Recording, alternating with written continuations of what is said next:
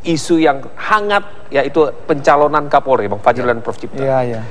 DPR sudah menyetujui. Seharusnya Presiden pun akan segera melantik. Cuma permasalahan tidak sampai di situ, karena calon Kapolri ini ada statusnya tersangka. Kemudian inilah yang kemudian membuat Pak Jokowi belum juga memutuskan akankah melantik atau bagaimana.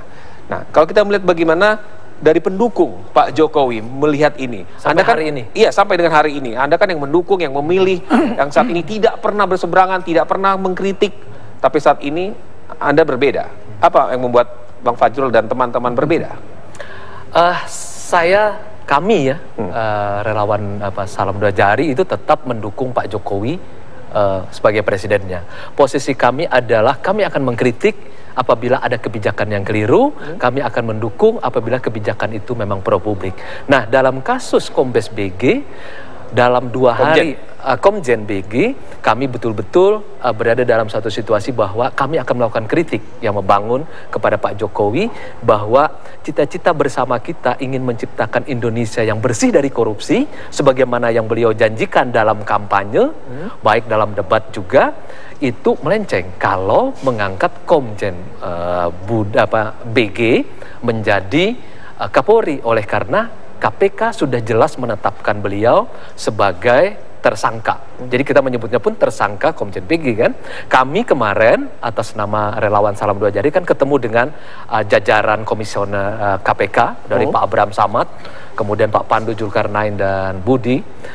Jelas dikatakan bahwa di KPK tidak ada SP3. Apabila sudah masuk dalam menjadi tersangka, itu pasti akan masuk dalam penahanan dan itu akan pasti dalam pengadilan akan menjadi seorang terpidana seperti itu. Sangat tidak bisa dibayangkan, bukan hanya sebagai tersangka, bayangkan seorang Kapolri sebagai tersangka atau nanti ditahan oleh KPK, seorang Kapolri berada dalam penjara KPK. Itu betul-betul tidak mungkin. Bagaimana mungkin bisa membebaskan Indonesia dari korupsi? Itu yang pertama. Yang kedua adalah pelajaran besar dari Pak Susilo Bambang Yudhoyono, yaitu apabila pejabat tinggi negara seperti Andi Malarangeng, Pak Jarowacik, kemudian juga Surya Dharma Ali, itu langsung ketika menjadi tersangka langsung keluar dari jabatan. Tapi Bang Fajrul, Anda tidak boleh lupa juga ketika Pak Jokowi memberikan nama calon Kapolri itu masih dalam keadaan tidak ada status tersangka loh. Jadi sehingga ketika itu diberikan masih clear nama Pak Budi Gunawan itu dari segala tuduhan itu. Walaupun sebenarnya kan pernah mendapatkan stabilo merah ketika diajukan dalam kabinet. Kan ada nama. Tetapi pada intinya seperti ini, kami berdiam sebenarnya. Kalau sudah ada begitu, mengapa Pak Jokowi terus meneruskan memberikan nama itu? Kenapa diteruskan? Itu saya tidak ingin berspekulasi politik. Itu urusannya Pak Cipta Lesmana. Tapi pada pentingnya, kami sebenarnya sebelum ke KPK dan kemudian diundang oleh Pak Jokowi untuk kemarin ke istana untuk menyampaikan pikiran kami, itu sebenarnya kami sudah menyampaikan sejumlah pendapat tidak terbuka. Kenapa tidak lebih baik karena sudah dinyatakan sebagai tersangka, jadi ditarik saja ketika masuk di Komisi 3. Sudah disampaikan. Lalu kemudian tetap juga, lalu kami turun dan menyatakan sikap bahwa tidak ada jalan lain, Pak Jokowi harus membatalkan Pak Komjen BG sebagai ini. Dan kalau misalnya tetap dilantik, maka ini adalah bunuh diri politik buat Pak Jokowi. Kemudian tidak hanya di situ, kemudian relawan juga mengancam. Kemudian bagaimana situasi politiknya Prof. Cipta, nanti saya kasih kesempatan. Apa kata Prof. Cipta terkait dengan situasi seperti ini? Kami akan hadirkan jawabannya usai jeda pariwara berikut ini.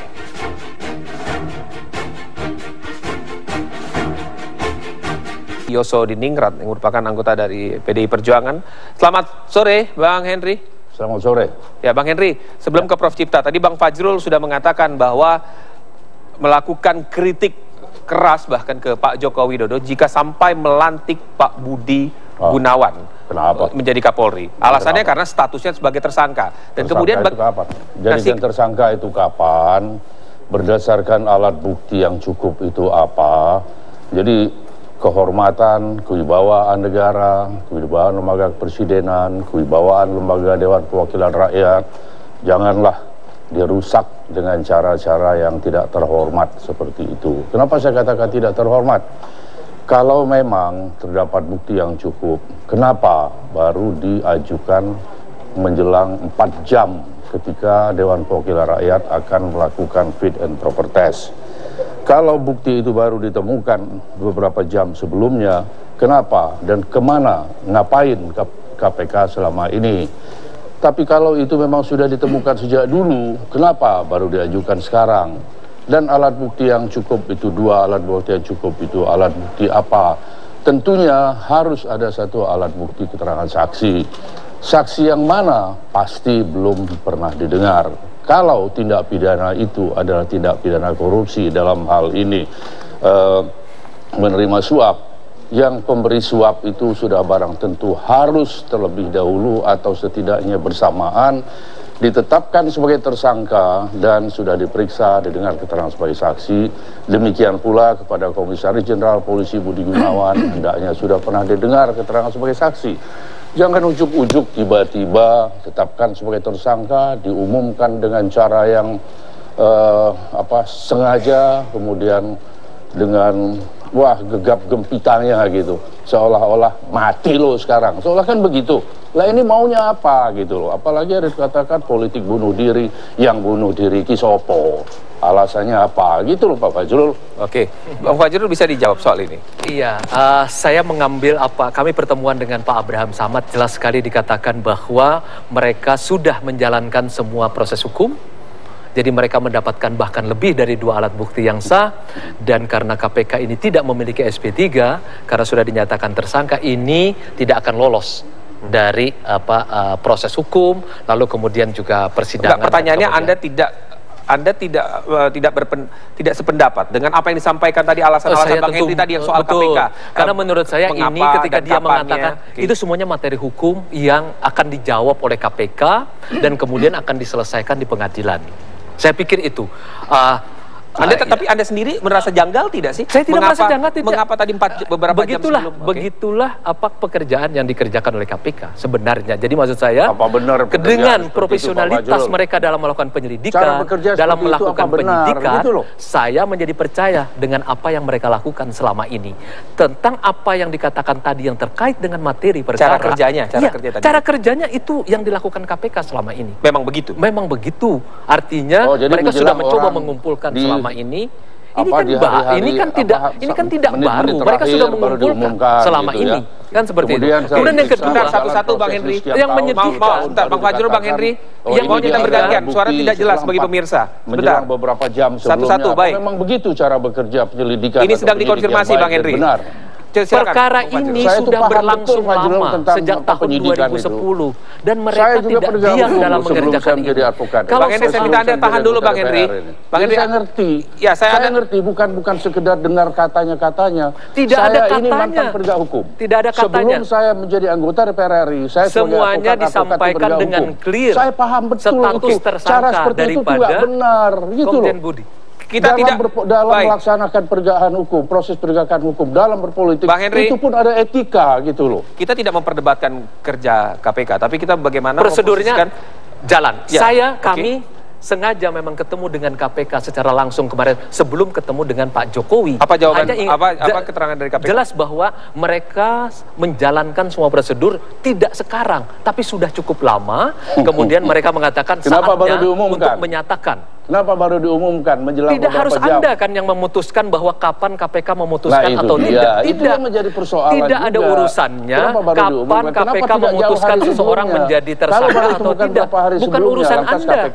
Mereka profesional di dalam penyelidikan, dalam penyidikan. Percayalah, saya heran sekarang. Kenapa PDIP jadi memusuhi KPK? Loh tidak. Dan kenapa kemudian PDIP memiliki standar politik yang sangat rendah? Biar dijawab sama Bang Henry. Standar politiknya sangat rendah. Tadi Anda mengatakan menjadi lebih tinggi sekarang. Seolah-olah begitu kira-kira. Kenapa juga ada pihak-pihak lain yang mengatakan kenapa harus dilantik? Lu pertanyaan saya, kenapa mesti tidak dilantik? Kan begitu. Begini, standar politik yang sudah ada dibangun. Menjelang di fit and proper test. Kenapa tidak ditetapkan sebagai tersangka sebelum diajukan sebagai baik, calon? Bang Henry biar dijawab itu semua, Bang Henry. Biar dijawab itu semua. Itu dijawab. Standar politik yang bagus sekali sudah dibangun oleh Presiden SBY Yudhoyono, yaitu setiap yang menjadi tersangka pejabat publiknya seperti Andi Malarangeng, Surya Dharma Ali, kemudian juga Jero Wacik, itu ketika tersangka dia mengundurkan. Nah ini Henry menginginkan tersangka menjadi seorang Kapolri. Anda bisa bayangkan Kapolri tersangka dan kemudian ditahan oleh KPK. Anda memiliki Kapolri di dalam penjara KPK. Tidak bisa dibayangkan. Ini malah petaka politik, ini malah petaka buat Republik ini. Ketika telah diajukan oleh kepala pemerintahan, kepala negara Republik Indonesia sebagai calon kepala kepolisian negara Republik Indonesia, baru ditetapkan sebagai tersangka. Kalau dia sudah menjabat, kemudian ketika dia melaksanakan jabatan sebagai Kapolri, dia melakukan tindak pidana korupsi, ditetapkan sebagai tersangka, sama sekali tidak ada keberatan dari pihak saya dan pihak kami. Itu persoalannya. Baik, itu yang menyedihkan. Itu berbeda. Oke, baik. Anda menyedihkan. Baik, Bang Henry. DPR menyedihkan. Bang Fajrul, sebentar. Saya mau minta Prof Cipta di sini. Sebetulnya. Prof Cipta, apa yang Anda lihat Prof Cipta di sini? Ini juga menyedihkan. Baik, dari KPK, dari sosok Pak Jokowinya, kemudian DPR-nya. Bagaimana 3 rangkaian ini? Ya, saya kira yang paling salah Presiden Jokowi dalam hal ini. Ya, Presiden Jokowi ini lupa bahwa Budi Gunawan sudah berikan tinta merah waktu itu kan. Ya, kenapa sekarang diloloskan juga? Waktu itu kan sudah tinta merah kan. Ya, tinta merah itu kalau memang tersangka tetap aja sebagai tersangka. Pak Henry, sebentar Pak Henry, Anda nggak bisa begini. Bagaimana? Ya, lanjut deh. Mestinya kalau berkasi kalau saya bicara Anda tutup mulut. Ya, silakan. Anda bicara, Prof Cipta, saya tutup mulut. Saya di sini yang dengar. Silakan Prof Cipta. Jadi salahnya Jokowi sebetulnya, dia sudah tinta merah. Sehingga kenapa orang KPK ini marah. Ini bagaimana kami sudah kasih peringatan merah, kok sekarang masih maju terus. Oh, jadi karena marah. Jadi gitu ya. Dia sudah proses sudah lama sebetulnya. Saya sependapat dengan Bung Fajrul karena saya bulan lalu ketemu Abraham Samad 4 mata. Dia juga mengatakan sama saya, kita ini kerja ekstra hati-hati. Undang-undang mengatakan seorang bisa dijadikan tersangka oleh KPK kalau mempunyai 2 bukti awal. KPK tidak pernah mengantongi bukti awal 2, dibilang Pak Cipta. Kami selalu 3, kadang-kadang 4. Kita mau hakul yakin sekali. Sebab KPK ini persis yang dikatakan kepada Pak Fajrul, kita nggak punya SP3. Sekali maju, there is no point of returns. Kata-kata Abraham Samad gitu loh. Nah, memang kenyataannya begitu selama ini. Begitu sudah tersangka, sudah pasti dia duduk di tipikor. Setelah tipikor pasti jeblos penjara. Tapi sebenarnya, tapi Prof Cipta, bagaimana Anda melihat situasi sampai dengan saat ini? Seorang Presiden Republik Indonesia Joko Widodo belum memberikan keputusan apapun. Itu artinya ada tanda tanya besar. Pak Jokowi juga mempertanyakan kinerja KPK. Ya kan kalau saya akan jawab.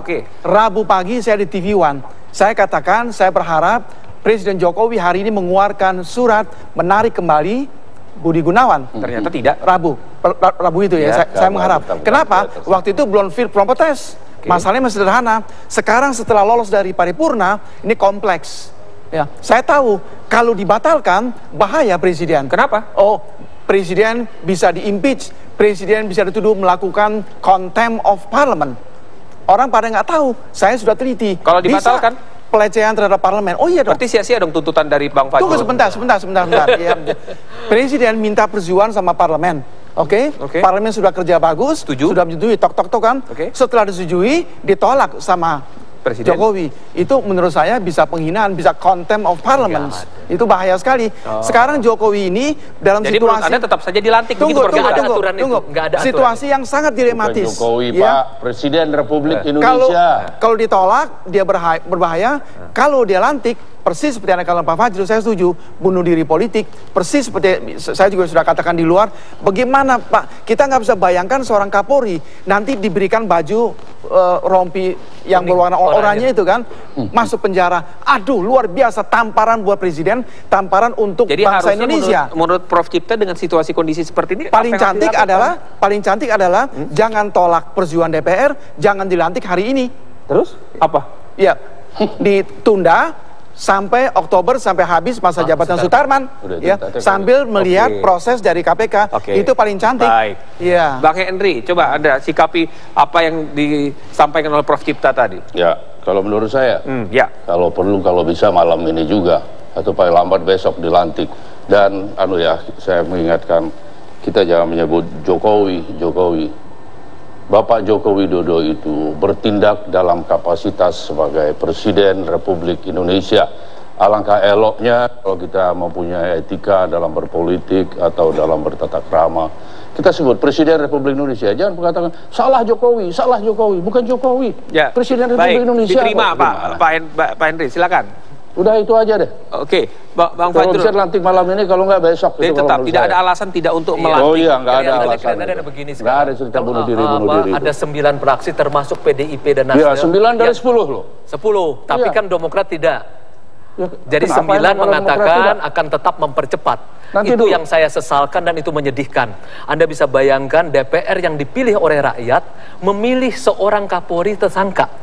Makanya saya bilang, oh goodbye deh dengan DPR itu. Tinggal sekarang rakyat, Pak Jokowi dan KPK. Mari kita berpikir dengan akal sehat. Baik, saya stop di situ. Saya mau tanya tadi, Anda katakan goodbye sama DPR. Bang Henry, Anda duduk sebagai DPR situ. Goodbye kata Bang Fajrul. Oke, begini. Pertama, 9 dari 10 fraksi. Jangan lupa ya, statement dari fraksi Demokrat pada waktu itu mengatakan bahwa harus diingat dengan adanya 4 komisioner, maka penetapan dilakukan oleh KPK itu adalah tidak sah. Dalam undang-undang tentang KPK, komisioner itu ada 5, mereka bekerja secara kolektif kolegial. Artinya dengan 4 komisioner, maka penetapan terhadap Komisaris Jenderal Polisi Budi Gunawan sebagai tersangka tidak sah. Artinya semua fraksi yang ada di Dewan Perwakilan Rakyat memandang bahwa penetapan itu tidak sah. Kalau semua anggota, semua fraksi yang ada di DPR mempunyai pendapat yang sama, lantas apalagi dipersoalkan terhadap DPR? Kalau goodbye DPR, ya goodbye menurut Anda, nggak apa-apa. Bangsa Indonesia ada 200 sekian juta jiwa selain Anda, Pak Fajrul. Oke, baik. Henry, jawabannya.